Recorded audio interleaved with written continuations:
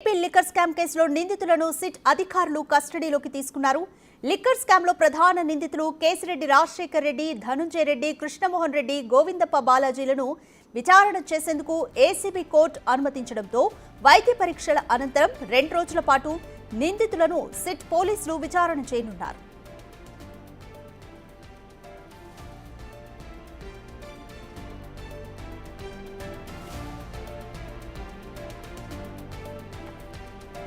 AP liquor scam కేసులో నిందితుల్ని SIT అధికారులు కస్టడీలోకి తీసుకున్నారు.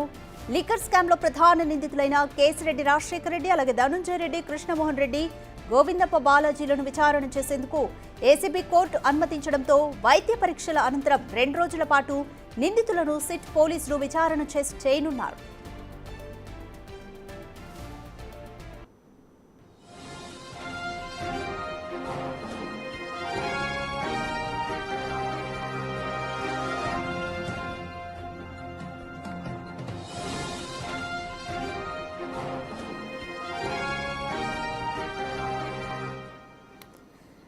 ఏపీ లిక్కర్ స్కామ్ కేసులో నిందితుల్ని సిట్ అధికారులు అయితే కస్టడీకి తీసుకున్నారు. దీనికి సంబంధించి మోర్ డీటెయిల్స్ మా ప్రతినిధి శివ అందిస్తారు.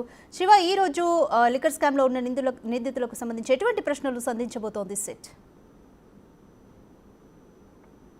మొత్తం మీద చూసుకుంటే ఏదైతే లిక్కర్ కేసుకు సంబంధించి మొత్తం 33 మంది నిందితులను ఐడెంటిఫికేషన్ చేసిన సిట్ అధికారులు దాదాపుగా 7గురిని అరెస్ట్ చేశారు. దీంట్లో A1గా ఉన్న కేసిరెడ్డి రాజశేఖర్ రెడ్డిని, A31గా ఉన్న బాలాజీ గోవిందప్ప, 32గా ఉన్న కృష్ణమోహన్ రెడ్డి, 33గా ఉన్న ధనుంజయ రెడ్డి, ఈ ముగ్గురిని కూడా వారం రోజుల పాటు కస్టడీకి కావాలని చెప్పి సిట్ అధికారులు కోరారు. కానీ ఏసీబీ న్యాయస్థానం మాత్రం 2 రోజుల పాటు విచారణకు అవకాశం కలిగించింది.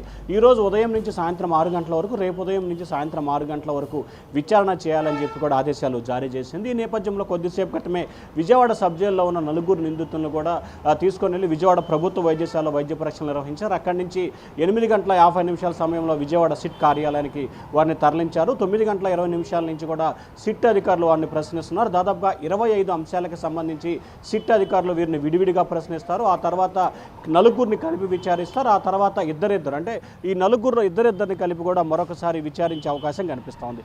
ప్రధానంగా చూసుకుంటే అసలు లిక్కర్ స్కామ్కి సంబంధించి ఎవరి డైరెక్షన్లో జరిగింది, ఎవరి నేతృత్వంలో దీని జరిగింది, దీని కర్త కర్మ క్రియ ఎవరు, అలాగే వచ్చిన డబ్బులను ఎక్కడికి చేర్చారు, ఏ ప్రాంతాల నుంచి ఏ ప్రాంతాలకు తరలించారు, అంతిమంగా లబ్ధిదారుడు ఎవరు, ఆ డబ్బులు ఎవరికి చేరాయి, ముఖ్యంగా బంగారము, సినిమా, రియల్ ఎస్టేట్ వ్యాపారము, అలాగే కొన్ని చోట్ల పెట్టుబడులు పెట్టారు, అలాగే కొన్ని చోట్ల సంబంధించిన భూములు కొనుగోలు చేశారు బెంగళూరు లాంటి ప్రాంతంలో.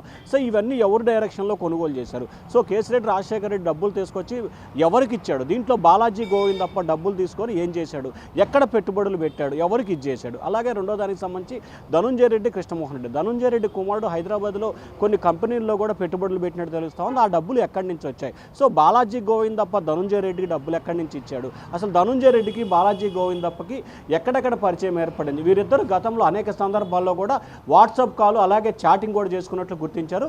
సో ఆ చాటింగ్ చేసిన సమయంలో ఎవరి నేతృత్వంలో చాటింగ్ చేశారు, దీంట్లో అంతిమంగా ఉన్న లబ్ధిదారుడు ఎవడు, ఫైనల్గా ఈ డబ్బులు ఎక్కడికి చేరాయి. సో దీంట్లో ఏదైతే ఇప్పటివరకు కొనసాగిన దర్యాప్తుకు సంబంధించి కానీ, లేకపోతే విచారణ సమయంలో కానీ, లేకపోతే పోలీసులు చేసిన విచారణకు సంబంధించి కానీ మొత్తం అనేక అంశాలు వెలుగులోకి వచ్చినాయి. 3,600 కోట్ల రూపాయలకు సంబంధించిన కుంభకోణం జరిగింది.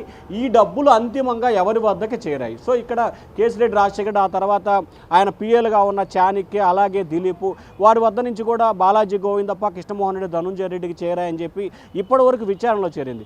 సో ఆ ముగ్గురు ఎవరికి డబ్బులు చేర్చారు, ఆ ముగ్గురు నుంచి ఎవరెవరికి డబ్బులు వెళ్ళినాయి అనే దానికి సంబంధించిన అంశాలతో కూడుకున్న ప్రశ్నలనే ఈరోజు సిట్ అధికారులు ఈ 4 విడివిడిగా కలిపి ప్రశ్నించే అవకాశాలు కనిపిస్తూ ఉన్నాయి. రాధిక, రైట్. శివ, ఈడీ కూడా ఏపీ లిక్కర్ స్కామ్లోకి ఎంటర్ అయింది. మరి ఎన్ఫోర్స్మెంట్ డైరెక్టర్ ఎటువంటి అంశాలపై ఫోకస్ చేయబోతోంది? అంటే ఇప్పటికే మొన్న ఒక రోజు పాటు కూడా కేసిరెడ్డి రాజశేఖర్ రెడ్డి దగ్గర నుంచి ఈ డబ్బులు ఎక్కడి నుంచి వచ్చాయి, అంతిమ లబ్ధిదారుడు ఎవరు, ఇన్ని కోట్ల రూపాయల కుంభకోణం జరిగింది, ఆ డబ్బులు ఎక్కడున్నాయి, ఎవరికి చేర్చారు అనే అంశాలకు సంబంధించి కూడా ఇదే రకమైన ప్రశ్నలు కొంచెం అటు ఇటుగా కూడా ఈడీ అధికారులు కూడా కేసిరెడ్డి రాజశేఖర్ రెడ్డిని ప్రశ్నించారు. ఆయన సంబంధించి కొన్ని ప్రశ్నలకి సమాధానం చెప్పలేదు, కొన్ని ప్రశ్నలకి సమాధానం చెప్పినట్టు తెలుస్తుంది. సో ఆయన ఈడీ అధికారులు విచారించిన సమయంలో చెప్పిన అంశాలను బేస్ చేసుకొని నెక్స్ట్ ఎవరున్నారు ఏమిటి అనే దానికి సంబంధించి కూడా సిట్ అధికారుల దగ్గర నుంచి కూడా కొంత సమాచారం తీసుకున్నారు. ఇటు కేసిరెడ్డి రాజశేఖర్ చెప్పిన సమాచారము, అలాగే సిట్ అధికారులు ఇచ్చిన సమాచారం, అలాగే వారు వ్యక్తిగతంగా కొంత సమాచారాన్ని గ్యాదర్ చేశారు. సో ఈ 3 అంశాలను కూడా గ్యాదర్ చేసుకొని వాటికి అనుగుణంగా నెక్స్ట్ కొంతమందిని వ్యక్తులు ఈ అంశానికి సంబంధించి ఈడీ త్వరలో మిథున్ రెడ్డిని అలాగే విజయసాయి రెడ్డిని కూడా విచారించే అవకాశాలు ఉన్నట్లు కూడా తెలుస్తూ ఉంది. అయితే వారు ప్రాథమికంగా కూడా ఇంకా విచారణ చేసుకుంటున్నారు కాబట్టి దానికి సంబంధించి కొంత సమాచారం వస్తుంది. అలాగే ఇవాళ రేపు ఈ నలుగురిని కలిపి విడివిడిగా విచారిస్తారు కాబట్టి వీరిచ్చిన సమాచారాన్ని కూడా ఈడీ అధికారులు స్వాధీనం చేసుకొని తద్వారా వీరిద్దరిని కూడా ధనుంజయ రెడ్డి, కృష్ణమోహన్ రెడ్డిని, అవసరమైతే బాలాజీ గోవిందప్పని, మిథున్ రెడ్డిని, విజయసాయి రెడ్డిని వీరందరికీ కూడా త్వరలోనే నోటీసులు ఇచ్చి ఈడీ అధికారులు విచారించే అవకాశాలు అయితే కనిపిస్తూ ఉన్నాయి. రాధిక, అంటే రేపు అంటే ఈ 2 రోజుల పాటు కూడా సిట్ ఈ 4 నిందితుల్ని విడివిడిగా అలాగే కలిపి విచారించబోతుంది. కలిపి విచారించినప్పుడు ఎటువంటి లింకులు ఉన్నాయి 4 మధ్య అన్నట్టుగా సిట్ ఫోకస్ చేయబోతోంది. అంటే ప్రధానంగా ఈ లిక్కర్ స్కామ్కు సంబంధించి ఇప్పటికే విజయసాయి రెడ్డి కొంత కీలకమైన సమాచారాన్ని ఇచ్చాడు. అవసరమైతే ఇంకో కొంత సమాచారాన్ని కూడా ఇస్తానని చెప్పిన నేపథ్యంలో వారు ఇప్పటిదాకా చేసిన విచారణకు సంబంధించి అసలు విజయసాయి రెడ్డి నివాసంలో సమావేశం అయినప్పుడు ఏ రకమైన అంశాలు చర్చించారు, అలాగే వీరికి సంబంధించి దాదాపుగా ఏదైతే సజ్జల శ్రీధర్ రెడ్డి ఎస్పీవై డిక్షనరీకి సంబంధించి 1650 కోట్ల రూపాయల నిధులని ట్రాన్స్ఫర్ చేశారు. సో ఆ ఒక్క కంపెనీకే 1650 కోట్ల రూపాయల నిధులను ఎందుకు ట్రాన్స్ఫర్ చేయాల్సి వచ్చిన పరిస్థితి ఏర్పడింది. అలాగే రాష్ట్ర వ్యాప్తంగా అప్పటికే ఆన్లైన్ పేమెంట్స్ ఉన్నా ఎందుకు లిక్విడ్ క్యాష్ ద్వారానే పేమెంట్లు చేశారు, పేమెంట్ షాపుల నుంచి కలెక్ట్ చేసిన పేమెంట్ని ఎక్కడికి చేరుతాయి, ఒక్కడి నుంచి జిల్లా స్థాయికి చేరుతాయా, నియోజకవర్గ స్థాయికి వెళ్తాయి, రాష్ట్ర స్థాయిలో ఎక్కడికి చేరుతున్నాయి. సో అంతిమంగా ఈ డబ్బులన్నీ కూడా ధనుంజయ రెడ్డి, కృష్ణమోహన్ రెడ్డి, బాలాజీ గోవిందప్పలకి చేరాయి కాబట్టి సో మీరు ఎక్కడే చేర్చారు అనే అంశాలకు సంబంధించి విడివిడిగా ప్రశ్నిస్తారు, ఆ తర్వాత కలిపి ప్రశ్నిస్తారు. అలాగే నిన్న ఈడీ అధికారులకి కేసిరెడ్డి రాజశేఖర రెడ్డి కొంత సమాచారాన్ని ఇచ్చారు. ఆ సమాచారానికి సంబంధించిన అంశాలను కూడా ఈరోజు సిట్ అధికారులు ఈ 4 కూడా ప్రశ్నించే అవకాశం కనిపిస్తూ ఉంది. సో సిట్ అధికారులు ఇవాళ రేపు 2 రోజుల పాటు విచారించినా అంతిమంగా మాత్రం ఒకే ఒక లక్ష్యం, దీంట్లో ఉన్న బిగ్ బాస్ ఎవరు, అంతిమంగా డబ్బులు ఎవరికి చేరాయి, ఎక్కడ స్టాప్ అయినా ఎక్కడ నిల్వ చేశారు, వీటన్నిటికి సంబంధించిన సమగ్రమైన సమాచారాన్ని విచారణ లోపల చేపట్టే ప్రయత్నం అయితే చేస్తున్నారు.